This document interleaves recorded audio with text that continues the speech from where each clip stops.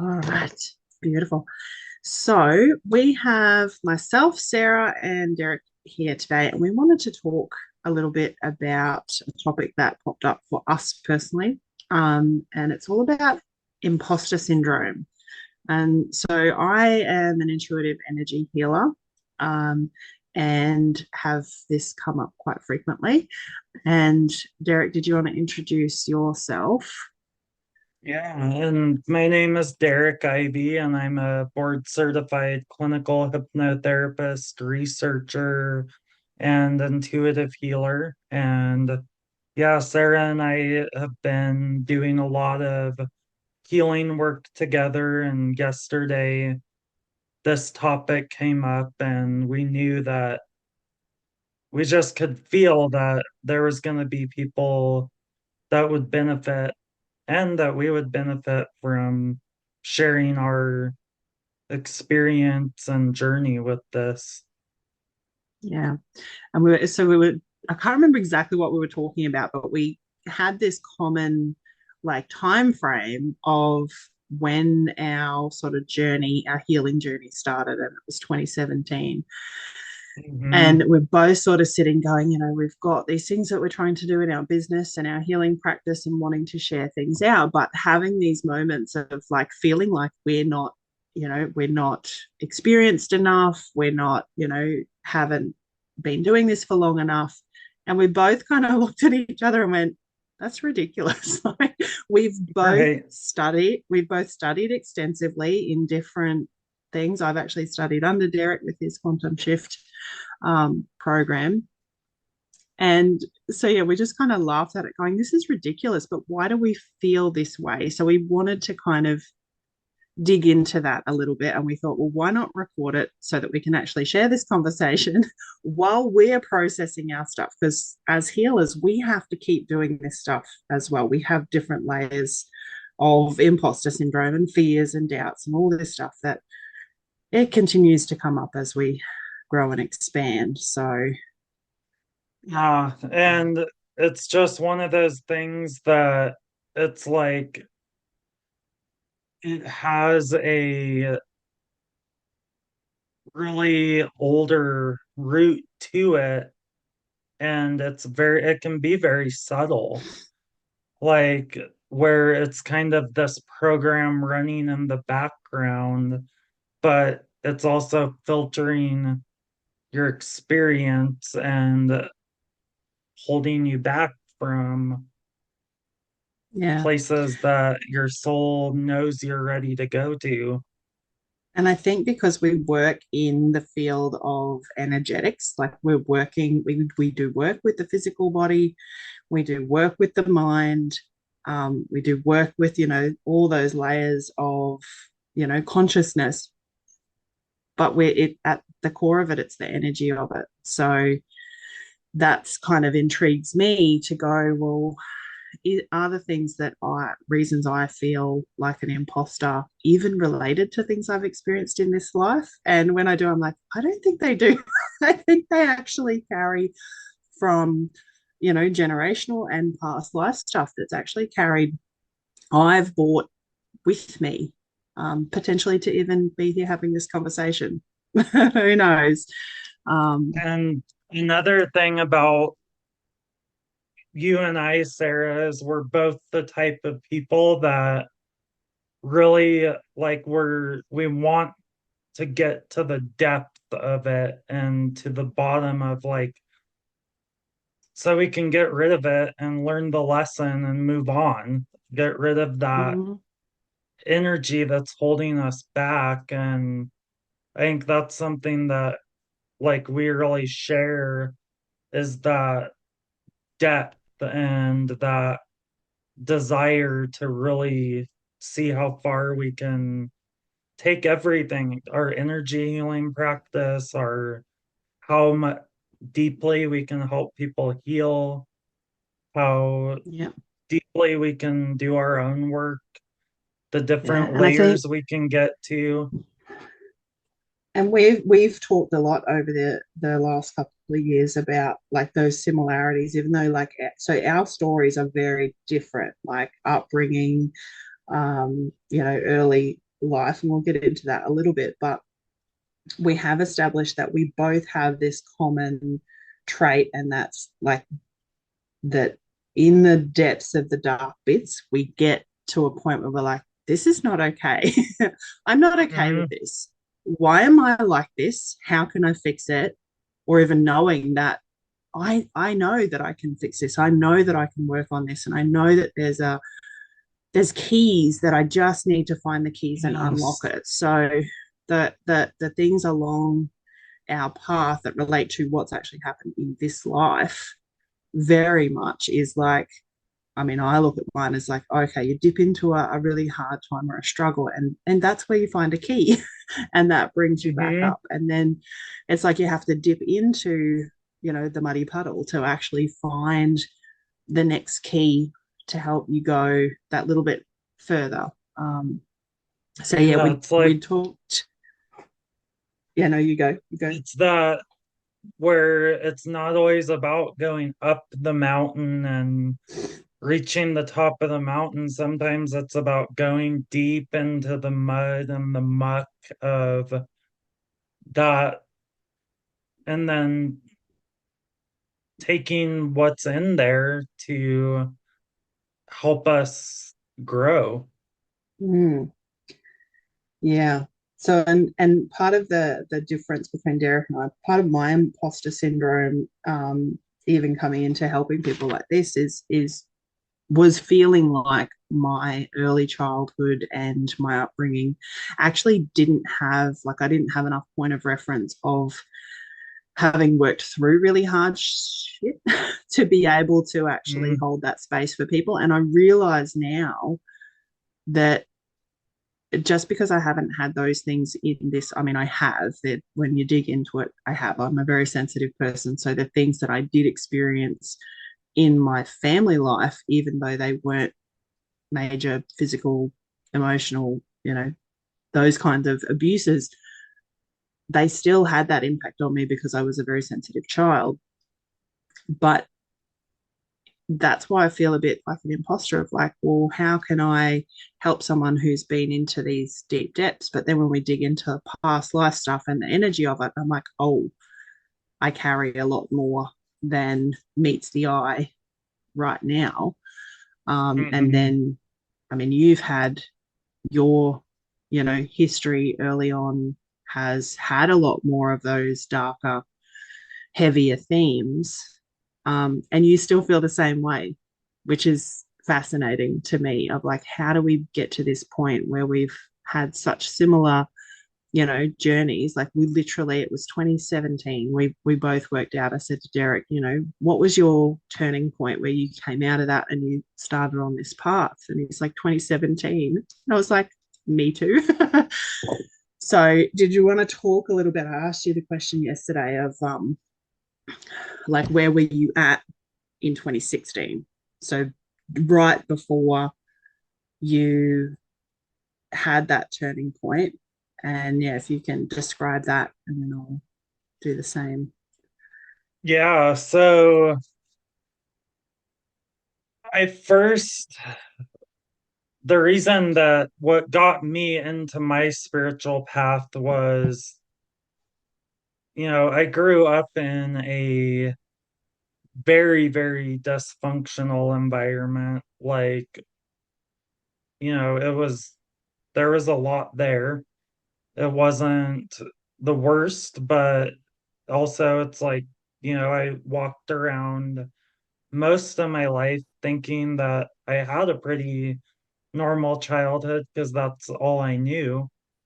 And, but that create it was a very dysfunctional environment. There was a lot of emotional upheaval in the family. There was a divorce when I was younger. My parents got a divorce, and it just, that created this hole in the soul, as I like to call it, where when I turned 16, I was already an alcoholic.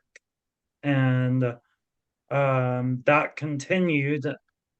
And in 2016, 16, I had started moving into recovery.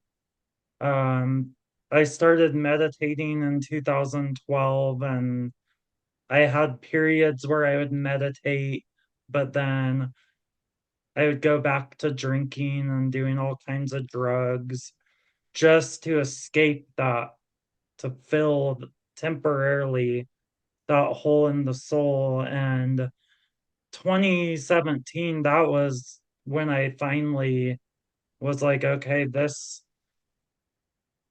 is my path, is the spiritual way of living and way of seeing things. And it just, that's when I really was able to commit to a daily meditation practice. That's when I started just pulling whatever books I could find to, because I knew there was something deep, deep down that I had to either come to terms with or come to some type of understanding about. So what kind Um, of books did you start to read? so originally I started reading just New Age.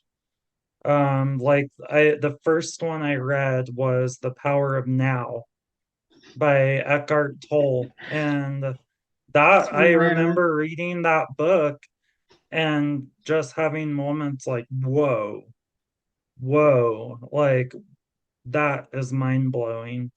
And it's like I'd always been that deeper type of person, but like I always knew my energy was strong on a subconscious level. But that is really when I started getting pulled into this spiritual way of seeing things. Yeah. And so, yeah, Mm, in 2017, I really went full force into it, reading all kinds of books, doing, finding other people in my community, really committing to getting sober and finding a way of life that wasn't escaping. yeah. Mm. It's funny because there's it's so different like where we're at, but there are similarities. So for me, I was so like 2016 for me was one of the hardest years. I think it was, yeah, I was 31. And I was in a really high pressure job, but I would fluctuate between depression and anxiety. And that's how I'd been since sort of teenage years.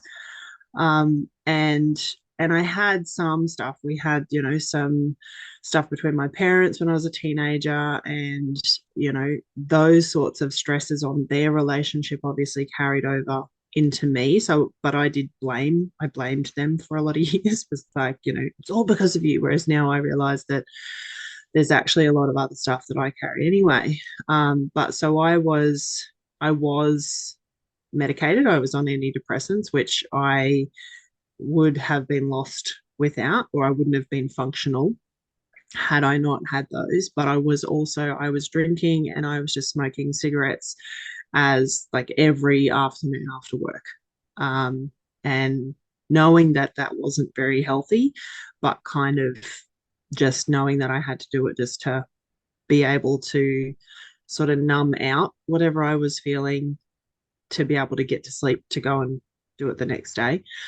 But I'd actually met my now partner. We've been together 9 years now, but I'd met him and he had kids from his previous marriage. And we'd started talking about having a family. And when I weighed up staying in that job in the state that I was in, I was like, I just knew, I'm like, I cannot stay here doing this and actually have a child or even successfully carry a child.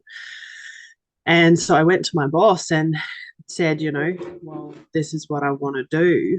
And he knew straight away. The look on his face was like, yeah, that's not going to work because it was such high pressure job, really hot environment too.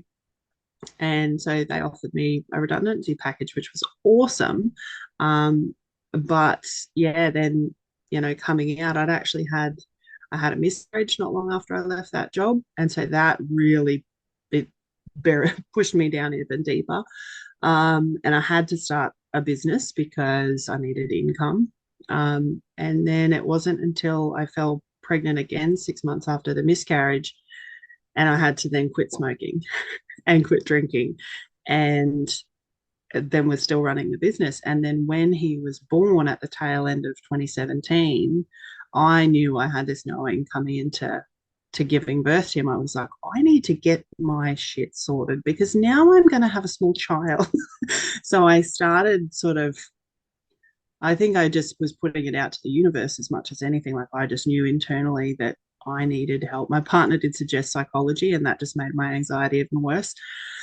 And thankfully, a really good friend of mine now was actually studying art therapy. So my turning point was that this free women's art therapy group started literally the day after my son was born. So I missed that first week, but I was there the next week with this tiny newborn in my lap. And it was literally like that moment was, you are now completely committed to doing all this inner work. And I had the space to because I was staying at home and I was caring for my child. And yeah, it just that then triggered that, that really deep dive into myself. And funny you say about Eckhart Tolle's Power of Now, because I actually had picked that book up. I don't remember exactly when I picked it up at a garage sale, and it was on a shelf. Mm-hmm. And I don't think it was until probably 2020. Yeah, it might have even been like around that COVID time where I had again had a window of time to read it. But I had the same thing. I picked it up and was like, oh my God, wow. And it just made Mm-hmm. complete sense. And then start, picking up different things, doing lots of, watching lots of spirituality stuff on YouTube and like personal growth. And Lewis Howes was a huge shifting point for me. Just the different interviews and things that he talks about on his channel. But yeah, it just is so funny how there are so many similarities. And then And as you were yeah, so talking, what really came through was that depression and the despair. I felt mm, that, and I forgot to mention that was like I was so depressed. Like I couldn't even get out of bed. Like it was a struggle to get out the door. Like, mm, yeah, and it's pretty amazing then to come from that and then go down and actually start, studying different things because like I'd started out with ended up started studying art therapy after a few years of doing lots and lots of art therapy myself because I didn't have to talk to anyone, which was what I loved about the art therapy. You could just sit, you could listen, you'd just take in whatever they were telling you, and then you would just express out through art. So I use that a lot in my practice now, whether it's in visual art or even just encouraging people to express with their voice or with their bodies, because it shifts it. But even in the art therapy it was very very academic, um, and because you'd done some like deep studies too, hadn't you?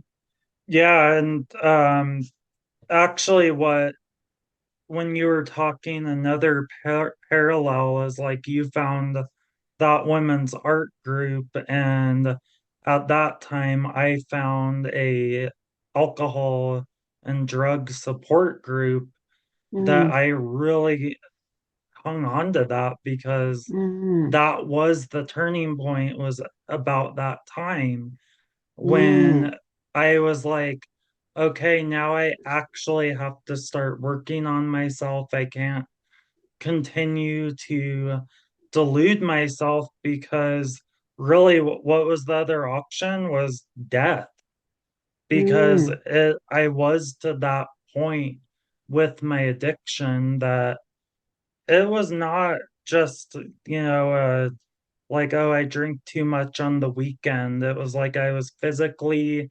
dependent on hard drugs and alcohol. mm, I got to, I got in all kinds of different predicaments and like really close brushes with death. I fell off a bus and hit my mm, head. Like there was all yeah, kinds of stuff. Like it was, but yeah, it's like what really comes through as themes is there was that depression and anxiety of life. And I think that's what I was always looking for in the mm, alcohol and the drugs was like, I just want some way to turn this off. And it seemed to turn off when in those moments when I was using, but then it would come back even worse the next day. And so, yeah, that led me into the alcohol and drug support groups.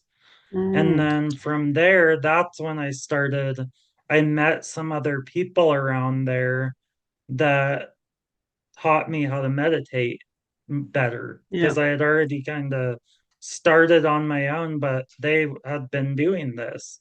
They, in yeah, their recovery, they'd found Buddhism, uh, Hinduism, like I met all kinds of different people that exposed me to these different rabbit holes I could go down. yeah. I'm just like, I just realized that I'm like grinning and I need to explain why I'm good. So I've just had this like realization of why we need to have this conversation about imposter syndrome, because it's also about us like settling in and going, like, you don't need to feel that way. And because Hmm. we both gravitated from being like individuals feeling isolated and like, all this weight of everything, and you got to deal with Hmm. it on your own. And we've both gravitated into groups, containers with community. So it makes a lot of Yes. sense now. Like we both have this constant pull to create community, to make connection with people. We So want to true. offer, we were talking what we were saying yesterday about like creating, like what we do is we create, like my business name is literally Create Healing, but we create containers, and those Hmm. containers are to hold people who are in that hard place where we've been, or that Yeah. we understand what it's like to need somebody who's actually in a stable space to Yeah. actually, and this is where I love having these conversations with you, and getting into like that more, it's the more personal stuff, because we've both got a list of qualifications. you Oh, know yeah. Derek's got the letters behind his name. I'm Reiki master as well, which I always forget to introduce. Hypnotherapy, studied, partial art therapy and applied science degree. But I don't tend to mention those a lot, because I think I'm trying to force myself as well to go, I want to be content, to know that I am who I am, and that's all I need. That's all we Yeah. need to explain why we can do what we do. But it is important for us to share, with the people who we want. We want people to feel safe to come into our communities and into our containers. But we do actually also understand that when you're in that disheveled, state of struggle, you need to see the stability of the person that's going to hold you. So that's kind of what we're working on putting out now, isn't it? To go, let's show people and explain who we are, where we're at now, and where we've actually come from on a more personal level. Because we could have a website that lists all our qualifications and it's a story, and you might read it and feel reassured, or you might feel pulled. But if you can listen and engage with us, then you're more likely to go, oh yeah, okay, I see some of myself in that person. And Or I had such a big epiphany about it last night when we were talking about this, because it was like I had almost lost touch with that part of me that was in that. Like it feels like another lifetime ago when I was in that despair and didn't know which way mm, was up and just desperately needed that stability. And so we were both like, well, we need to take some steps back and talk to people that are there right now where we mm, used to be. yeah. And it's also like that thing that comes to mind also is that like I've had things that I've cleared that have bothered me for years, like that's come up and I have felt anxiety about it or I've felt deep sadness about it for years. And then coming into doing energy work and working with Derrick, learning, hypnosis and to be able to do self-hypnosis, which is really freaking cool, by the way. But Hmm. to be able to do, it's like self-inquiry, to be able to notice what's coming up, to go, okay, this is a pattern. I see that it's a pattern now, and I'm kind of done with it. But we need to Hmm. look at it and we need to know what it is and how to shift it. So, and we're not getting into that today. We will, because we're going to do lots of things. But Hmm. what amazes me all the time is that once you've found it, you work out how to clear it. It's actually like it's gone. And that's part of why we end up just kind of trailing along in our where we understand things now and we forget about that depths of those darkness because it's been cleared.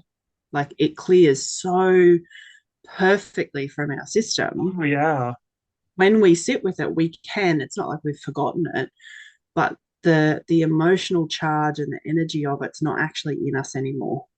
And I think that's Hmm. really huge to explain to people about why to come and do energy healing or hypnotherapy and any of this stuff that works in this invisible realm. Like it's not your physical body. It's not, Hmm. and sometimes it's not things that you can talk about in a sensible way. Sometimes the things Yeah, that come to, sometimes you don't even know consciously what it is, but the energy comes up, and yeah, the way it allows you to work with the energy and release the energy is it's yeah, literally, yeah, it goes away. It's not yeah, like you have to continue talking about it and working through it. It's like once you heal a specific pattern, that energy pattern is left, and it's mm, now back to the universe to be yeah, transformed back into pure potentialized energy. It comes yeah, back to you in the form of openness and yeah, creating more space for things that you do want to create with your healing and life. yeah. And also, once you've done it, like once you've engaged in it and you've learned how to do it and you've felt that shift, you can actually apply that to any other thing. And that's Hmm. a lot of the work that, we both do. And we do it with other people because we've done it for ourselves first. And we are continually doing it, is that we have things Oh, come up yeah. and we work on it. And sometimes those things come up in a session with somebody. I quite often am blown away by the stuff that, after I've Hmm. worked with someone and I realize and go, hold on a minute, I have had that same feeling. Let me Hmm. now go in and tidy up, my space. Because, but then you can actually teach it as well. And that's, we've started brainstorming ideas of other things that we want to start to share. And yeah, it's not quite on the track of the imposter syndrome, but it's that I can feel this shift happening already. Like I feel like even just having talked about this, I'm feeling more like I'm like, okay, no, that's right. Mm-hmm. We can just be in our power, our energy, and our potential. Like we know what it is. We don't have to justify it, or we don't have to be talking about it all the time. But I think this conversation in particular, and I feel like this is very much like another leaping off pad for us to go. We do our stuff completely separately. Like Derrick's got his business and I've got my business, but we're learning or we're remembering that this connection to come back in together. Mm-hmm. And I guess this is our community. I guess Yeah. this is our what do they call it in the art therapy studies? It was like the professional being able to bounce ideas on debrief of, this thing came up the Mm-hmm. other day and it really triggered this in me and it's got me stumped on how to deal with it. We can come back together and give each other that different perspective, and create stuff that we can put out to share with other people And also and just the teach. validation of my experience, like when you brought this one up yesterday, and then I was like, me too, like and then it just really gave me that um feeling of I'm not alone with this, and that like there actually isn't anything wrong with me. Like it's more like, but it's so deeply programmed, like with this imposter syndrome. Like, yeah, part of me knows I am way more than qualified to help people heal, to do what I do, to teach the classes that I teach. But it's like Mm, that little voice that says, but theirs is better than yours. Like that yeah, person is doing it better than you. Like, that like who are you to yeah, bring this into the world? yeah. And I think so many feel that, and that's why And we it's wanted to bring this up. not just exclusive to this industry either. Like it Right. applies to everyone in everything. It doesn't matter Mm-hmm.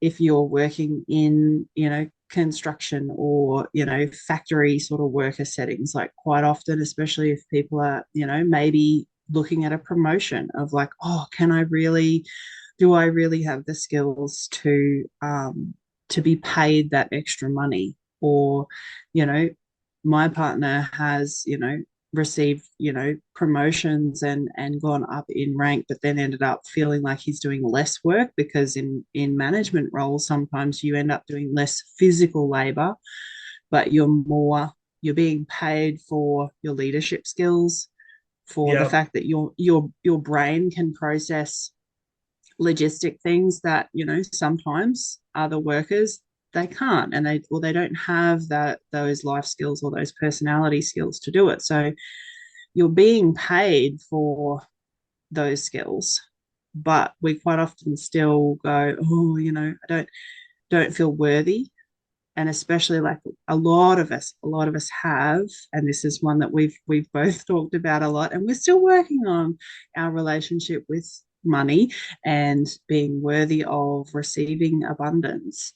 Um, and so when you start to look at why that is, like why it is that you have that relationship with money, quite often it comes back to things in your childhood of, and it could be that, maybe you didn't receive enough love and attention. And so you don't feel worthy to then receive those things. And that imposter syndrome, I think for a lot of people, especially in work situations, it comes down to that, am I really worthy of the accolades, or, people trusting me? How can these people who don't know me trust me when maybe I wasn't trusted in my own home? Maybe I wasn't didn't feel like I was trusted as a child with simple things. Um, that Another then, thing yeah, about it, oh, go ahead. no, you go, you're right. It just, what came to mind is like, it's this energy, it's the same energy of unworthiness, but different stories attached to it throughout. Because it's like, yeah, I felt it around what I do now, working with energy and Mm, hypnotherapy. But it was also present when I worked at a grocery store, when I did medical billing, uh just other situations in life, yeah, like, so it goes to show, it's like, yeah, it's not really about the thing, it's about that energy imprint that was left in childhood. yeah, yeah. And yeah, no, absolutely. Mine's the same. Like it carries across even simple like Mhm. household tasks. Oh yeah. And some of it, like I've had to recognize recently that, I've had, and it's the voice of my mother in my head, but it's not a matter of Yeah. blaming her now or even then. I have to take responsibility for the fact that I still allow that voice to impact me. And if the impact of that voice is positive and encouraging, then go for it, hold on to it. But if the Right. impact of that voice makes you feel, ugh, then you've got to, like, you owe it to yourself to work on why you're still holding on to that. Because, like, I had this random moment the other day, and I think I was hanging out washing. And mum's always been very particular about how she likes to hang the washing out. So the voice in my head is, oh, you're not doing it right. And then I'm like, but hold on a minute. I'm actually doing it the way mum taught me, because now as an adult I understand why she they dry faster if you hang them out properly. I'm Uh-huh. doing it the way she taught me. So why am I still hearing this voice? And I'm Right. like, it's not about the washing. And I'm like, and it's not her. I And it had to goes back to stop. how subtle it can be, like, Yeah. how And I many times have you done realized, that and not caught the voice? Like, yeah, has it yeah. been? But it like it freezes us. Like, and this is this imposter syndrome of like, you're not doing it right. You don't know how to do this. You don't know how to do Not good this. enough. And Something's wrong it's with you.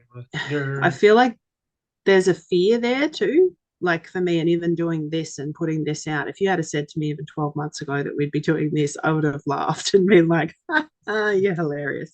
Um, because just even the idea of recording myself speaking out and having people feeling like people are going to value it and listen to it. And I do know that now. I've had enough experiences with working with clients and seeing the shifts that can happen with them to build that confidence up to the point where now we're just mhm. doing it anyway. But I do still feel the fear there. There is that fear there of like, what happens if we put this out there and some keyboard warriors jump on and they do hate? Because then I have to deal with that. But I'm a little more empowered now to go, well, do I actually care? No, not really, because I know now that it's about them, it's not about me. And yes, and another thing that when you were talking about that energy, that, when your mom's voice comes in and how it's not about her. And it's still, like, when, if somebody comes and comments whatever, it's like, yeah, that's theirs. But also, like, anytime any energy comes up in any of us, as we're moving into new earth crystalline consciousness, we have to take responsibility for the energy that comes up in us. And Mm, it's not about the individual person, it's about transcending that energy, because it transcends it for all of us. By yeah, us transcending that energy of fear, to put out this conversation. It empowers more people. It kind of it lets that energy work through and exit the collective to make space in the collective.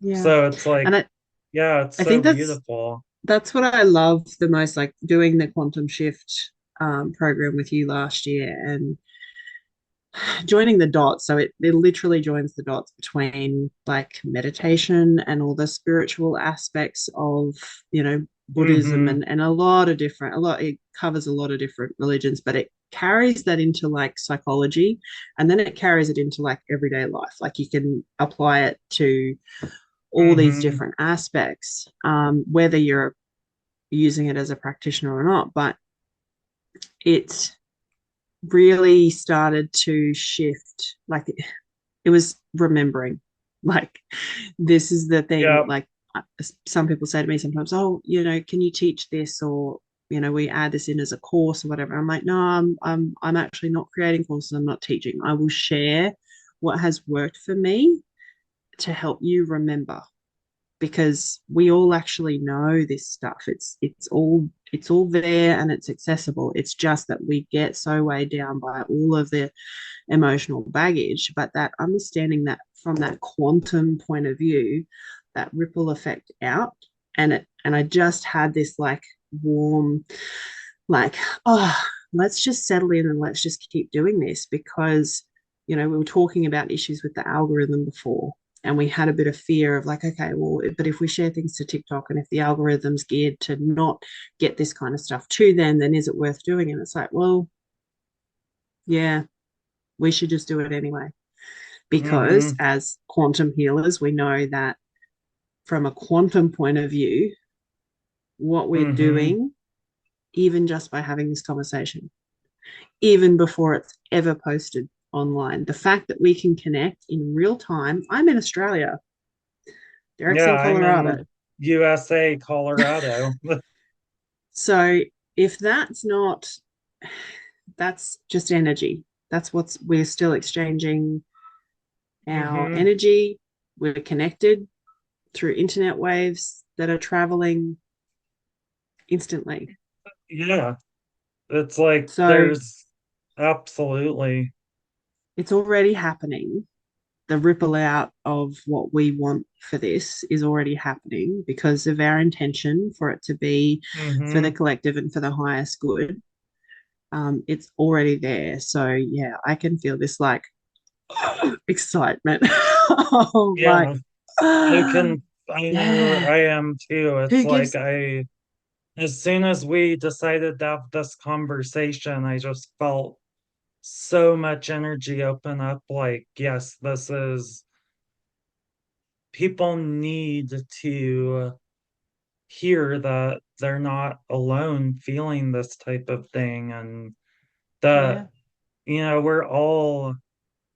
we're all just winging it in life. It's like, and yeah, the what you're saying about the program being a opening and a remembrance, it's like your soul already knows all of the answers. Your soul already knows how to heal.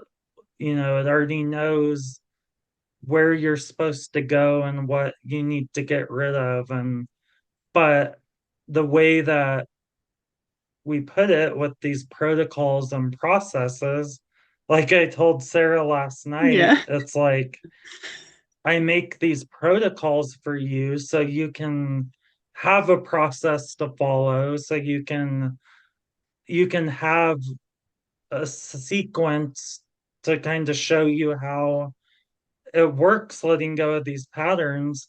But really, the reason I give you these protocols is so you can remember that you can make your own protocols. And as I said yeah, yesterday, make your own effing protocols because yeah. And we're all, I was just like, yes. Because it is, because that was the biggest thing that I got out of QSM too, is that like it's not like school education. It's like, here's all the information. Hmm. You take that. And I stepped out of my art therapy studies to stick with QSM and to do this other dance and movement modality. And Hmm. to just sit with that and go, what? Like, I get to just take it, and you don't care. You're not assessing me. It's not like doing a massage course where you're going to be assessed and make sure you do the sequences right and you're told that you have to do them that way. It's like, no, take it, make sure you do it with the people's highest good in mind, hold them in positive regard, because that's what we're here for, but be creative. And that I think that's part of why it was so expanding for me, because I was like, I Yeah. felt like I'd never been told that before. Like, at school never tells you. Even, I've done abstract art for years, that now I understand there's a lot of light language that comes through in my abstract art. My family had no Hmm. idea what it was. Like, they were supportive, but they did look, and I could tell the look on their face was like, what is it? I don't get it. What is it? Like, Hmm. and so to have that, like, that freedom to go, well, you can learn something and then just take it and apply it however and wherever you want, is incredible. And that's And it's the it's like so. healing is more of an art than a science, and that's what I really wanted to empower people with when that program Mm, came to me and I was called to build it. I I just kept being called to teach people how to create art with these pieces of healing work. Like it mm, is art. It's yeah. a but yeah, that absolutely. Well, and I want to draw that back to our topic of imposter syndrome, because that's the other reason you know, to sit with, why you feel like Mm, an yeah. imposter, and to remember.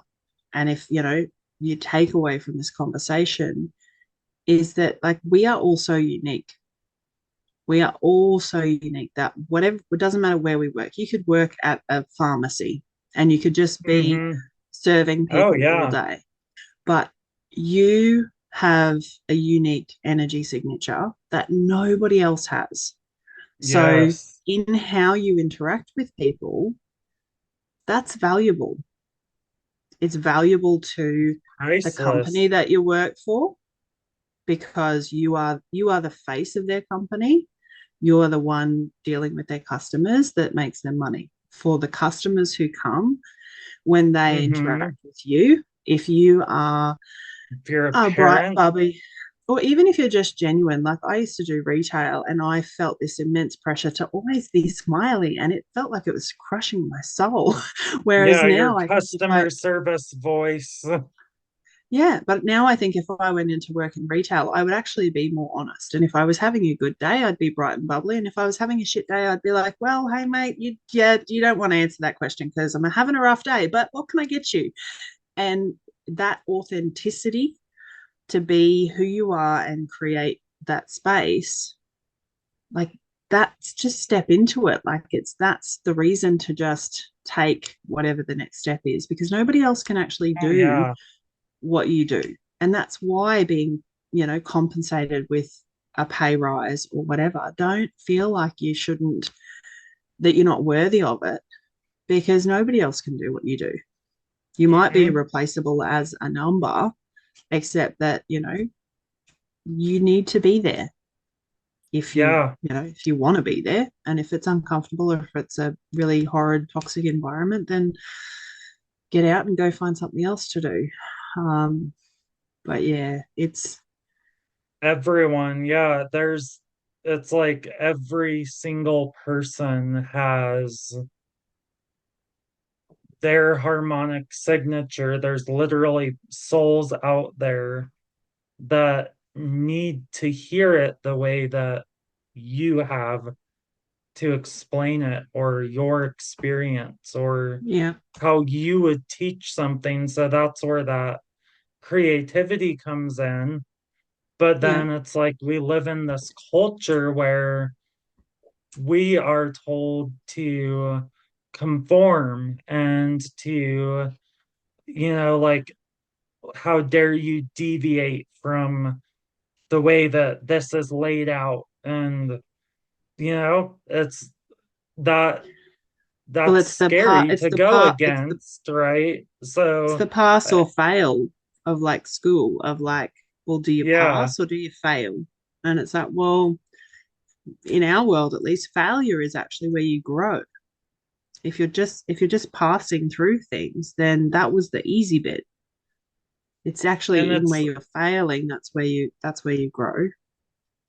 it's like this way of living and healing is it embraces both the light and the dark, but that's a place of beauty when you can understand that you're a big enough container. Your consciousness is a big enough container to hold the joy and the sorrow and the pain and the wins all simultaneously, and learn how to work with that. And I think the imposter syndrome, it's like it comes in when we're using our creativity sometimes, because there's it's just the way we've been told that everything is so black or white or Mm, right or wrong, good or bad, yeah, when in reality it's all of it. We are all of it. The world is yeah. all of it. And I feel like as a lot of times, like as a parent, like I've got a 6-year-old son and stepkids that are teens and adults, but I've noticed that like some of the things that I've, felt is watching, parents try to be faultless, like they don't show emotions. And a lot of older generations, it was no, suck it up. No, we've got to be staunch. We've got to be, no, we don't cry. We just get on with it. And that's, again, no fault of theirs. That's just the way it's gone. But we're in a time in, human evolution where we're starting to Yes. understand that holding all that emotion in is actually doing bad things for our body. So it's not a good Oh idea. yeah. But as a parent, like, you said before about we're just winging it. We're just making it up. Like every single day that we get up and we're like, ooh, what are we doing today?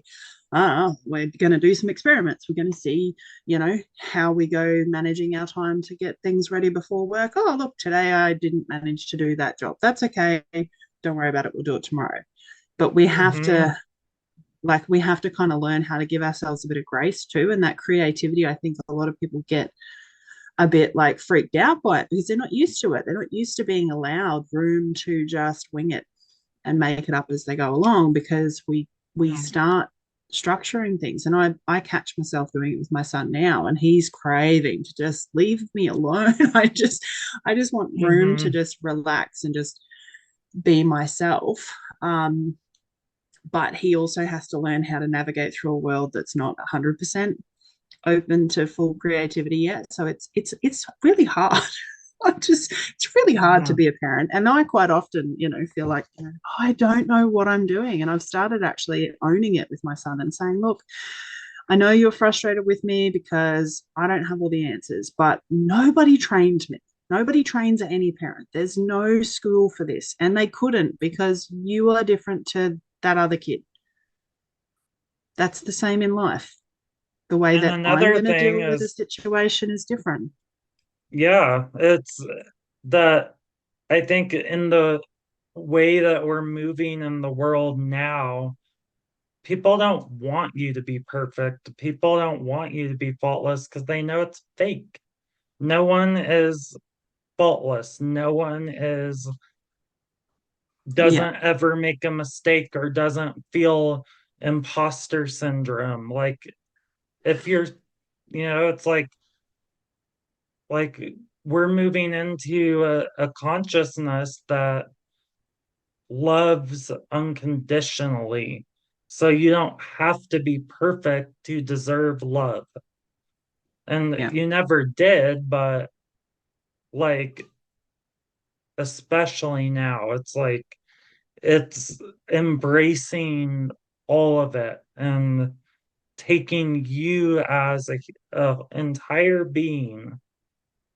You're I used to have a friend that would say I'm a whole damn human or something like that. And I loved it because it's like, yeah, it's like you're allowed to be Yeah. imperfect.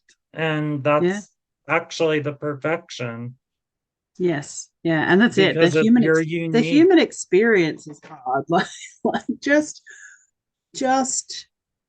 being in, like, we're such sensitive beings, and we feel so much. Like, we have all these, receptors to take all this information in, but we spend so much of our time like dismissing what's coming in, whether it's, things Yeah. that people say to us, or even just feelings that we have. Some days you just wake up and you don't feel good, but we're like, no, you've got to suck it up and go to work. And it's like, well, and I think a lot of us are starting to go like, can we just change the world now? Can we just change how jobs are structured? Because, and COVID actually kind of got us almost there, of like years of, no, front up to work even if you're feeling sick, even if you might be contagious, because the company wants you to be there and be productive. Well, it's not productive if you're making the other staff sick and the customers sick. But COVID kind of made us go, hold on a second, maybe you should stay Uh-huh. home if you have these symptoms. And it's like, yes, because those symptoms are telling you that your body needs rest. Those symptoms are a sign that something's not right in your system. You need sleep. You need extra water. You need some extra, self care, and then go back to work. Then go and be Another, productive. right. And I think also the pandemic brought a lot of brought in people's mortality to them, like how like we're not gonna be in these bodies forever. Like we're here in these bodies at this time to learn a lot, to gather information, to express energy out, to do all the things we do on this planet. But it's very precious moments, and it's like to have a precious human birth is very, Yeah, very it's a huge gift. And yeah, I think people realize like I don't want to take this for granted. mm, Like I don't want to just work and piss away my entire life working doing something that does not even remotely make me happy or bring mm-hmm, me any type of fulfillment, and in fact just makes me feel these symptoms. yeah. Well, and I think one of the things that came up with us yesterday, talking about this imposter syndrome, and just, in general conversation, we've had this conversation a lot about like how to engage with people to come and do the kind of work that we do. And it's tricky because, we dig into that dark side of the mountain. We're not just all light and fluffy and that kind Yes. of thing. So it is hard, and especially when people have financial hardship as well, or they're in a state of upheaval, and the voice in their head is saying, nope, suck it up, get on with it. Yeah, no, don't ask for help, Yep. you'll be fine. It's Even really people hard then. around them telling them that. Yeah, so it's hard then for us, and I guess that's something that we can, ripple out through this as well, of like, well, you know coming and engaging with these things. And, Derrick and I have got lots of plans on how to create things that are easily accessible, Mhm. that are really powerful, in terms of helping to reconnect you with your own center, because you have all the wisdom and guidance within you. You don't need us to tell you. You need us to hold a container for you, until, Mhm. like, to bring you back, to help you remember. um and so Yep. that's what we're working on, building this, catalog and collection of, videos that people can access for free, We've got a couple of Mm-hmm. like master classes that we'll set up and Yep. do, and some of them will be ticketed, but some of them will be like donation only. Mm-hmm. So we'll have, and when we post this, I guess, we can put in there a PayPal donation. So if it's something that you Mm-hmm. really appreciate, to just put it out in this too. Like we love doing this. Like we know this is our purpose. This is what we need to do. Yes. But there is also that exchange that has to happen. Like if we're putting out all this stuff that's of high value for you, the reason that the money coming back in, it's a commitment for you as well to actually commit to your own work. It's also a way for you to express that love and that gratitude for whatever you've Mm-hmm. gotten out of it. Which is where I really love the idea of having things be donation based, because then, I engage with a lot of stuff that I didn't have any money to pay to go. I did my Reiki level 1 and 2, and Same. I'd never had a Reiki session myself because I couldn't afford it. So I just went and I prioritized the money to do the course so Mm-hmm. that I could do it myself. Um, but yeah, that gratitude for what comes in, but it's that commitment to yourself. And you also tell, you said yesterday about you're telling the world, like, I am so abundant, and it might only be your donation might only be $5, like it doesn't matter. Yeah. But if you're saying, look, if I look at my budget and I'm broke, and but if even if it's only a couple of dollars to go, It's telling well, your subconscious that yeah, like, I hey, I'm abundant enough to send $2 to Sarah's PayPal today yeah. and because and I am worthy. I am worthy of absorbing what it is that they're telling me. They're telling me, they're encouraging me to have this self-worth, to stand in my power, to go, on this yes. journey and do this healing, even if it is just engaging in free products. There's no there's no shame in that at all. Oh That's yeah. literally, the bulk of our story is having engaged in free content that's Mm-hmm. being put out there until you get to a point where you feel more stable. But yeah, to just share that those things, and any questions, things that come up quite often off the back of even having listened to a conversation like this, things start ticking in the background, or things Yeah. start to settle even in your body. Like there's a lot of our voices, because we're sharing this with an intention. Our voices have an effect no different to sound healing. So if Mm-hmm. you if you have something that comes up and you're like, oh, what is that, and you know that it's connected to this video, either comment on where you've seen it, whether it's on YouTube or Facebook or wherever it is that you come across Yes. this, or reach out to Derrick and I. Like, it doesn't cost anything to just send a direct message. We may not get back to you straight away, but we both are committed We to will get back with you though, making and sure that we get back to everybody, mm-hmm. because even if it's just a bit of reassurance of, hey, look, it could be this, or here's a link to a really great website where you can look up different Mm-hmm. chakras and how it relates, and start to educate yourself, because quite often people haven't even heard of the different parts of energy healing, or even meditation. Like Mm-hmm. it's not necessarily things that you would have ever come across. So we're happy to share all Oh sorts yeah. of tips and tricks, and direct you to other videos that we've watched or resources that we found useful.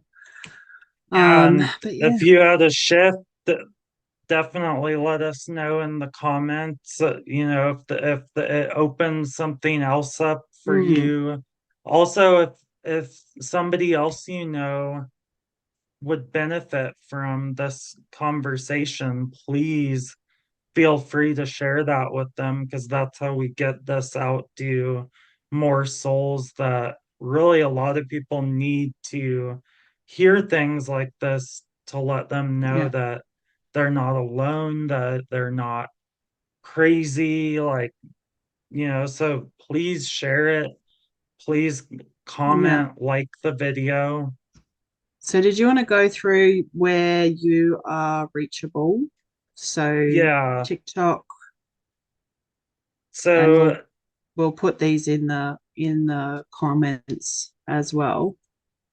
But where can they find you? yeah, so YouTube is DGT Wellness. Facebook is just my name, Derrick Ivey. Um, the best way to get a hold of me or to get a link to all of my stuff is just to go to D as in dog, G as in goat, T as in tango, dgtwellness.com. Yeah, And TikTok, beautiful. I don't even know what mine is, so you'll have to look on my website or we'll put it in the link I in the think it's show just notes. yeah, I think it's just Derrick Ivey.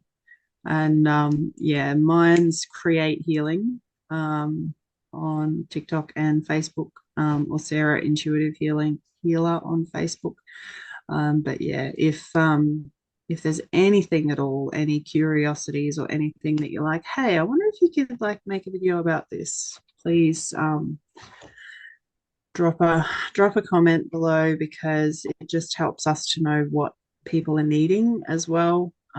Give us a bit of direction. Otherwise, yeah, make sure you subscribe to the places and the things and follow along. Make sure you interact with things too, because the algorithm loves it when you know, tell it what you want to see, Oh, to make sure that it doesn't show you all of the other, commercial, superficial stuff.